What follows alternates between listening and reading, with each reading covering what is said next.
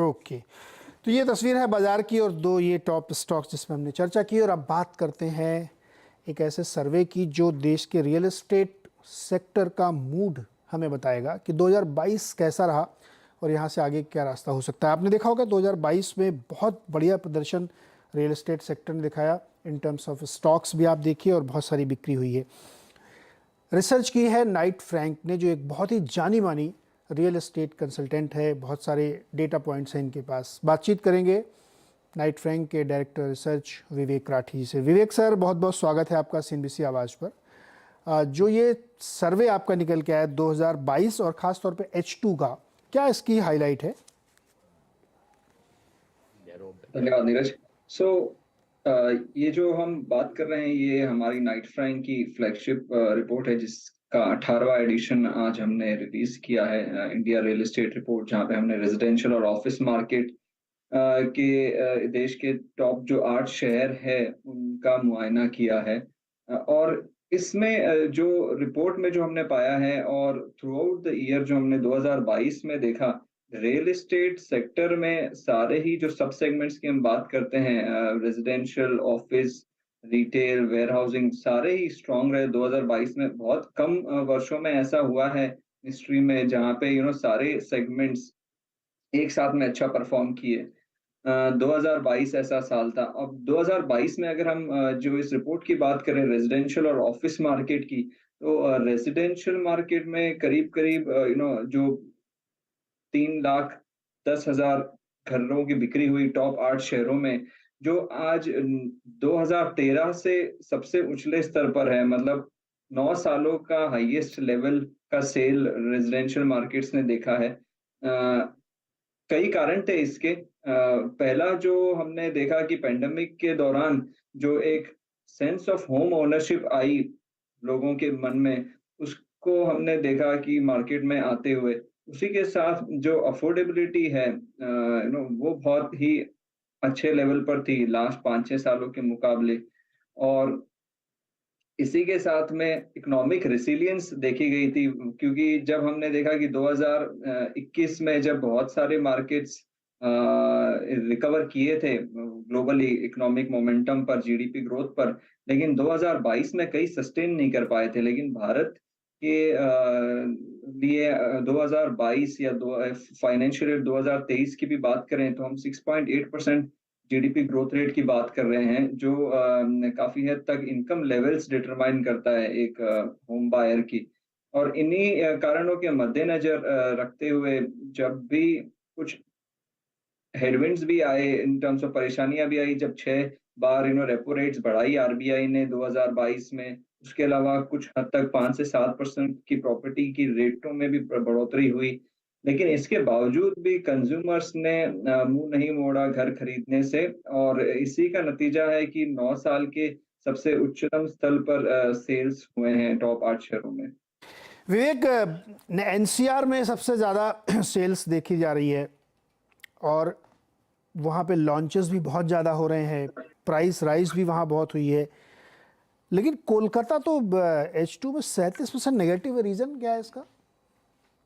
तो जब हम 2020 और 2021 के बारे में देखें, और 2022 के नंबर उसी बैकड्रॉप पे देखने चाहिए कि कुछ मार्केट्स है जहाँ पे स्टैम्प ड्यूटी कट्स और दूसरे इंटरवेंशंस भी लिए गए थे। कोलकाता में हमने देखा कि 2021 में सेल्स बहुत स्ट्रांग थी, और स्टैम्प ड्यूटी कट जो एक सिग्निफिकेंट 3% फॉर लॉन्ग पीरियड जो था, उसके वजह से काफी कस्टमर्स ने 2021 में जमकर खरीदारी की। और 2022 में जब आए तब उस पीरियड में करीब-करीब सालाना मापदंड पर देखें तो करीब 10 से 12% की कमी है कोलकाता में घरों की बिक्री में। लेकिन फिर भी ओवरऑल लेवल्स है वो समझ लीजिए आप 12-13 जो यूनिट्स हैं वो अच्छे स्तर पर है। तो उस वजह से 2021 और 22 काफी स्ट्रांग रहे। कोलकाता जैसे शहर में 2021 में विवेक मोमेंटम विवेक ज्यादा कैप्चर हुआ। हाँ, हिस्टोरिकली तो ठीक है, बहुत 2020-21 की आप बात बार लगातार कर रहे हैं। मैं ये जानना चाहता हूँ कि ये H2 का सर्वे है, यानी जुलाई से दिसंबर का। जुलाई से दिसंबर से पहले थोड़ा चलते हैं, जनवरी से जून तक कैसी सेल्स थी, और उसको अगर हम कंपेयर करें H2 से, कोई तो मॉडरेशन दिख रहा, स्लो डाउन दिख रहा कोई? तो इसमें जो हमने ये देखा है कि ओवरऑल H2 में कोलकाता में भी और कई शहरों में भी कुछ मॉडरेशन आया है ग्रोथ में। जैसे मैंने बताया आपको कि 6 बार इंटरेस्ट रेट्स हाइक हुई है इस साल में, जिसके मद्देनज़र ये हुआ। और कोलकाता की अगर बात करें स्पेसिफिकली तो जो स्टैम्प ड्यूटी रेट का जो विंडो था उसे भी गवर्नमेंट ने 2-3 बार एक्सटेंड किया। तो होता ऐसा है कि जब कोई इंसेंटिव विंडो होता है तो उसकी टाइम लिमिट या टाइमलाइन डिसाइड की जाती है सरकार के द्वारा और कस्टमर्स जनरली रुझान करते हैं उस टाइम विंडो में खरीदने की। वो जैसे-जैसे एक्सटेंड होते गया मोस्ट कस्टमर्स ने उसका बेनिफिट शुरू के दिनों में ले लिया था और इसी वजह है जब ये 31 दिसंबर 2022 में जब विंडो एक्सपायर हुआ, तब तक जिन लोगों का स्ट्रॉन्ग रुझान था, मान लीजिए इवन अगले 6 महीने में, 12 महीने में लेने का भी, उन लोगों ने भी तब तक ले लिया था, जिसकी वजह से हमने यहाँ पे ज़्यादा डिसलेशन देखा। विवेक, H1 और H2 की अगर हम सेल्स की तुलना करें तो 1,58,705 सेल्स थी H1 में, यानी 2022 की पहली छमाही में, और दूसरी छमाही में है 1,53,952।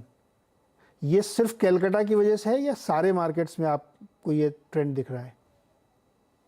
ये कई मार्केट्स में हमने देखा है ये ट्रेंड, जहाँ पे कंपैरेटिवली थोड़े नंबर्स कम रहे हैं H2 में compare to H1।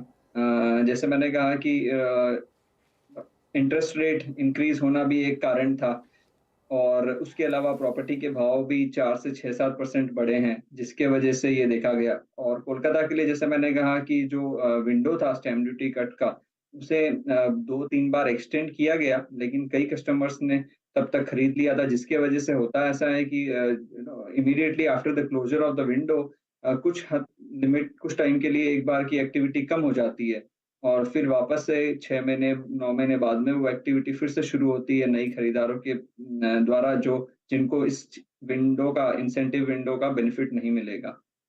Vivek, in terms of percentage अगर हम देखें तो मुंबई बहुत बेहतर नहीं कर रहा है, केवल एक दो मार्केट से बेटर है। बाकी हैदराबाद देखिए आप, चेन्नई इवन देखिए आप, एनसीआर देखिए आप, अहमदाबाद देखिए, बेटर है। तो क्या मुंबई के मार्केट में लॉन्चेस तो खैर बहुत हुई हैं, यहाँ पे 35% दिख रहा है, क्या ये 29% दिख रहा है? तो मुझे ये समझाइए कि क्या मार्केट में अब एक sense of high interest rate की वजह से, प्राइस राइज की वजह से ठंडक देखने को मिल रही है, नरमी देखने को मिल रही है? तो जैसे आपने मुंबई की बात की, मुंबई मेट्रोपॉलिटन रीजन की, मुंबई अभी भी सबसे बड़ा मार्केट है रेजिडेंशियल में। यस, ग्रोथ रेट के अगर मापदंड पे देखा जाए तो कई सारे फैक्टर्स है जो हमें देखना पड़ेगा।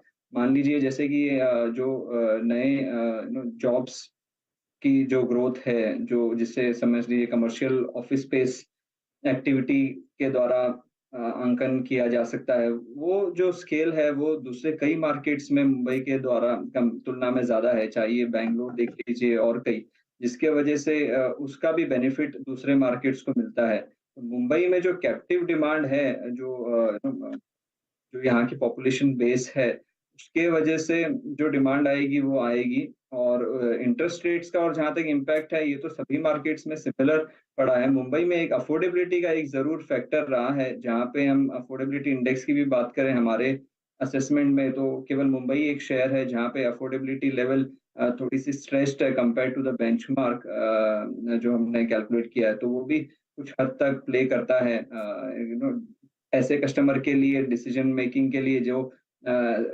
सिटी कोई भी सिटी में देश में खरीदने के लिए तैयार हो। विवेक, एक सवाल और है। लॉन्चेस के टर्म्स में देखें तो ये सेकंड हाफ में H2 में बहुत ज़्यादा लॉन्चेस हुई हैं, मेरे ख्याल में हाईएस्ट एवर है। 15 से आपका जो डेटा है उसके हिसाब से देखें तो बहुत लॉन्चेस हो गई हैं, और वो भी उस बेस पे कि जहाँ पे अब 9-10% होम लोन हो गया है। तो क्या ये एक बबल बन रहा है इतने ज़्यादा लॉन्चेस करके? जैसे कि आपने देखा लॉन्चेस में भी कई 8-9 सालों के हाईएस्ट लेवल पर लॉन्चेस हो रही है, ठीक है। अब इसमें भी H1 में फर्स्ट हाफ में देखा ये गया था कि जब प्रॉपर्टी के भाव बहुत प्रॉपर्टी की कंस्ट्रक्शन कॉस्ट के जो आइटम्स है, चाहे वो स्टील, सीमेंट, लेबर कॉस्ट, उसमें बहुत बढ़ोतरी होने की वजह से बहुत असमंजस का माहौल बना था डेवलपर्स के बीच में भी कि इन टर्म्स ऑफ क्या लेवल्स पे कमिट किया जाए कॉन्ट्रैक्ट्स, जिसके आगे अपनी कॉस्टिंग डिटरमाइन होगी। लेकिन जब एक कंक्लूसिव सिग्नल्स आने लग गए कि भाई डिमांड बहुत स्ट्रांग है और ये केवल 3 महीने 6 महीने की बात नहीं है, लंबे समय तक चलेगा अच्छे बिक्री का माहौल, तो डेवलपर्स ने लॉन्च किया। क्या ये बबल बन गया है? खाली 8-9 सालों के उच्चतम स्तर पर, चाहे वो डिमांड या सप्लाई हो या प्राइस हो, उससे बबल नहीं देखना चाहिए मेरे हिसाब से। हमें ये देखना चाहिए ओवरऑल डिमांड सप्लाई का क्या इक्विलिब्रियम है, अनसोल्ड इन्वेंट्री या जो इस यही तो मैं विवेक कह रहा हूँ। नहीं देखिए विवेक H1 में आप देखिए सेल उतनी ज़्यादा नहीं बढ़ी थी, मतलब सेल गिरी है H1 के मुकाबले H2 में, और लॉन्चेस बहुत ज़्यादा हो गए हैं। अब आप H2 देखिए, लॉन्च दबा के हो रहे हैं, सेल नहीं हो रही। तो क्या ये कंफ्यूजिंग सिग्नल है आपके लिए भी कि लॉन्च खूब हो रहे हैं लेकिन बिक नहीं रहे उतने? तो इसमें ऐसा है कि कंफ्यूजिंग सिग्नल नहीं है, और वो चीज़ इस वजह से नहीं है कि जो प्रोजेक्ट लॉन्च होता है और जब प्रोजेक्ट में बिक्री होती है, वो एग्ज़ैक्टली अलाइन्ड नहीं होती है टाइमलाइन्स, ठीक है? जैसे अगर समझ लीजिए ये एक साइक्लिकल सेक्टर है और एक्चुअल में कितना ज़्यादा कोई अगर आज समझ लीजिए आज कोई कंज्यूमर्स की डिमांड आती है, वो कंज्यूमर्स की डिमांड के लिए अगर कोई प्रोडक्ट प्लान होता है, बन के डिलीवर होता है, उसमें कम से कम 3-4 साल का समय होता है। और उस वजह से ये चाहे वो रेज़िडेंशियल की बात करें या इवन ऑफ़िस सेक्टर की बात करें, हम ऑफ़िस सेगमेंट में देखते हैं कि कोई भी 1 तिमाही में, 6 महीने में एक 2, 3, 4 बड़ी बिल्डिंग्स रेडी हो गई। उसके वजह से सप्लाई आउट ऑफ ट्रैक दिखता है डिमांड के कंपैरिज़न में, लेकिन वो सही तरीका नहीं होगा उसे देखने का। हमें 1 से 2 साल के रनिंग एवरेज के तुलना में देखना चाहिए, एक उससे लास्ट पता क्वेश्चन चलेगा कि इक्विलिब्रियम है। विवेक, एक लास्ट क्वेश्चन। किस तरीके के बायर हैं वो? इन्वेस्टर हैं या फर्स्ट होम बायर हैं, सेकंड होम बायर हैं, जेन्युइन बायर है, या किस तरह की प्रोफाइल क्या है बायर की यहाँ पे? अभी जो डिमांड देखी गई है वो एंड यूजर्स की देखी गई है, जिन्हें उस घर में रहना है। कुछ हद तक ऐसे भी लोग हैं जिन्होंने एक घर खरीद लिया है, लेकिन उसके अलावा भी उन्हें समझ लीजिए इन्वेस्ट करना है एक सेकंड होम में, तो उस टाइप की भी डिमांड है। बट उसके बाहर और कोई डिमांड देख नहीं रहे हैं जो हमने पास्ट साइकिल्स में देखी थी। ओके, तो ये तस्वीर है। विवेक, बहुत बहुत शुक्रिया हमारे साथ जुड़ने के लिए और ये एक्सप्लेन करने के लिए कि क्या इस समय ट्रेंड बन रहा है। 8 बड़े शहरों में रियल एस्टेट का सर्वे किया नाइट फ्रैंक ने, और इस वक्त जो दिख रही स्थिति वो बहुत ही बेहतर दिख रही है। लेकिन आगे जाते हुए चूंकि ब्याज दरें बहुत बढ़ रही हैं होम लोन की, तो एंड यूज़र कितना वापस आता है? न्यू लॉन्चेस भी बहुत हुए हैं। बहुत बहुत शुक्रिया हमारे साथ जुड़ने के लिए। एक छोटा सा ब्रेक लेते हैं, ब्रेक से वापस आके मार्केट देखते हैं जो कि इस समय और कमज़ोर हुआ है।